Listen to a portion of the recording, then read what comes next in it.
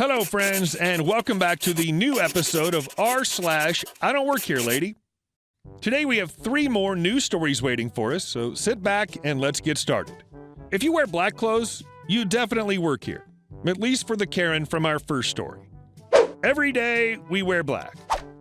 As a lifetime service industry employee, it's pretty typical to wear black as a uniform. Black blouse, black slacks or jeans, black dresses, black shoes. As a makeup artist for Paul Mitchell, we must also wear black as a uniform for, well, uniformity, but also as to not cast colors onto anything or anyone being worked on, especially on a set. Working in a meta spa meant scrubs, and much to my utter shock and surprise, they too were black. I bet you can see where this might be going.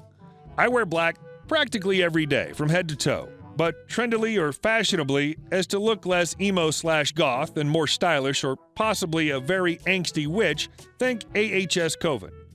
So there I was, elbows deep in a cart full of colorful clothes, spiraling deeply into an abyss of color possibilities. Blue goes with black, white goes with black, red goes with black.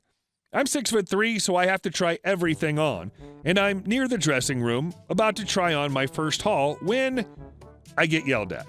"Excuse me," some crotchety old voice says to nobody in particular. "Excuse me, could you put that down and open a register?"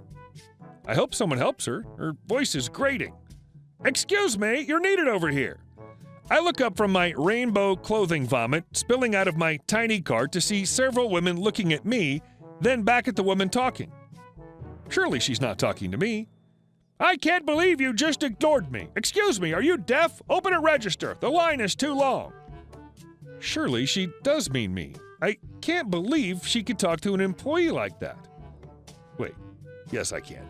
I look back and an actual employee asks me if I need anything, probably wondering why this woman is demanding I open a register, like I have some kind of superpower that gives me permission to do whatever I want. "I think that woman thinks I work here," I tell the employee. I know, I've been watching her get mad from behind the fitting room. I can't open a register unless the manager asks us to. There's only 3 of us today, so I doubt she'll do that. The yelling woman sees us talking and gets PO'd. She storms over, and being about 5'4", picks the short staffer to assault. "I've been waiting in line for 20 minutes. It was actually like 5. Telling your staff to open a register, and she's just been ignoring me. I want to speak to your manager." Finally, the employee breaks down and says, "Ma'am, she doesn't work here." I don't know what gave you that impression, since she's not wearing a lanyard or anything with our logo on it. She doesn't have the authority to open a register, as she's not employed here. I joke and say, every POS is the same. Horrible. To which Screamy Karen loses her crap and says, "I'm telling your manager you called me a piece of S. You're gonna lose your job." The employee is about to laugh, but obviously trying not to, and instead has a huge smile and says, Ma'am, hello, hi. She doesn't work here. A POS is point of sale, which is what we call the register. "You don't even work here? Then why are you dressed like that? Why didn't you say so?" "Because that isn't my job either." She lost her place in line and had to wait longer.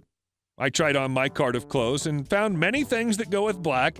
This isn't the first or last time that I've been accused of being employed somewhere, but definitely one of the more fun, less scary incidents.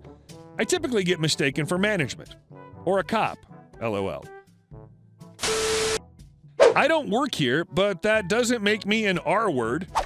So for a little bit of context, I'm really anal retentive about certain things, and one of these happens to be the organization of books.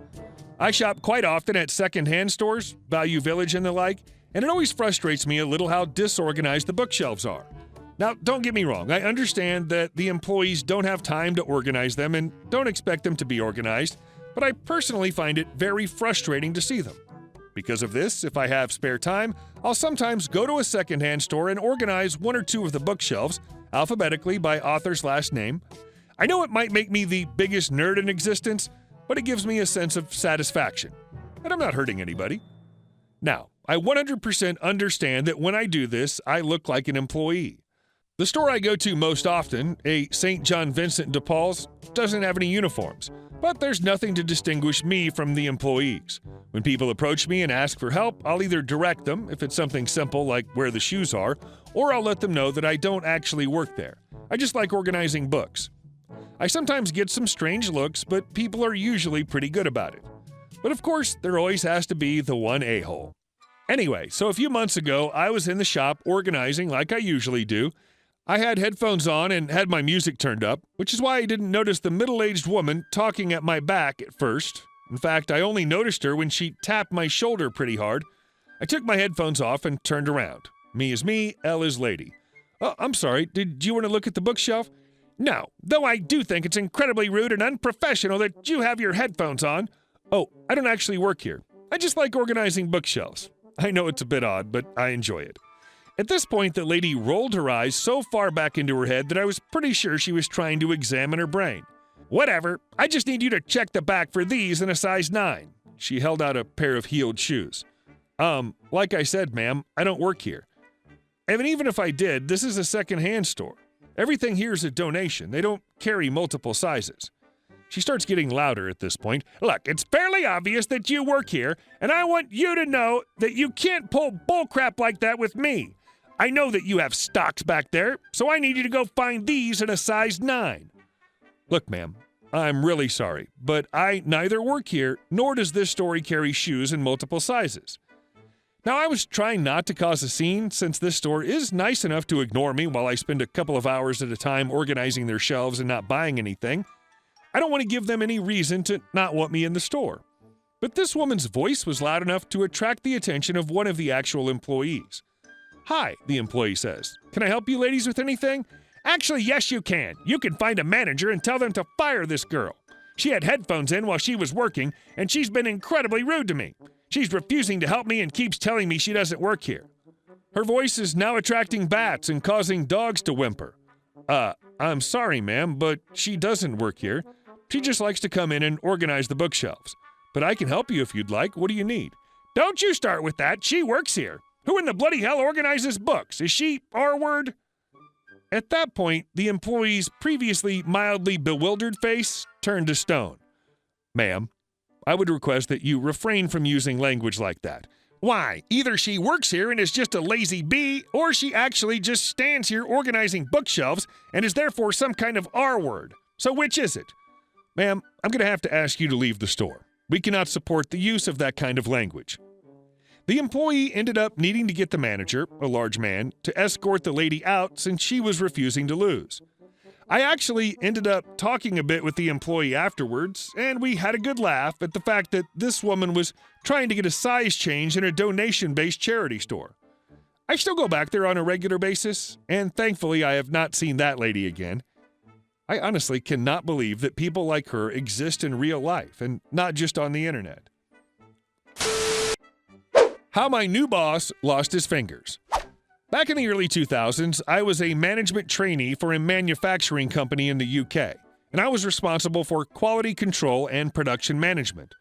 I was 22 years old, keen as punch, and ready to change the world. About 11 months into the role, I got a new boss. Let's call him Fred.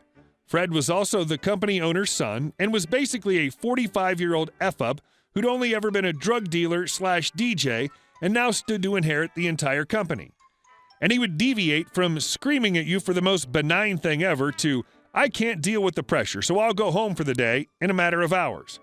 He also thought he was a manufacturing genius. His ideas were bat-crap crazy, but he'd scream at anyone who questioned him. There was a 52-year-old machine operative, let's call him Roy, who'd worked on the same machine for over 30 years. Roy could tell when his machine was 2 weeks away from a breakdown just because it sounded different. He was truly at one with his machine. Well, Fred decided that we would modify Roy's machine so that we could extend the range of products we could manufacture. In order to do this, he decided that we would add an additional spindle to the machine.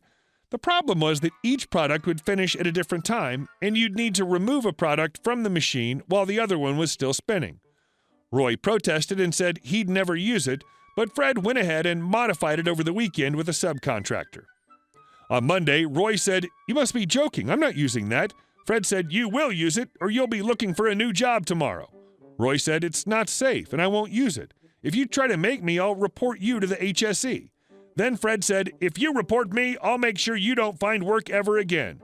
So Roy smiled and said, "Okay, fine. I'll load the next job, but you can run it first." Roy loaded on his next job and took 2 steps back. He also looked at me and said, "Stand back." Fred started the machine and all went well. For about 30 seconds. The first job had reached the diameter required, and Fred pressed stop. However, he now had to lean over the other job that was still running at 2,000 RPM. I didn't see it happen, but I heard an awful scream, then I saw blood. Fred fainted onto the machine, narrowly missing the spindle with his face and greasy long black hair. We pressed the emergency stop and picked him up.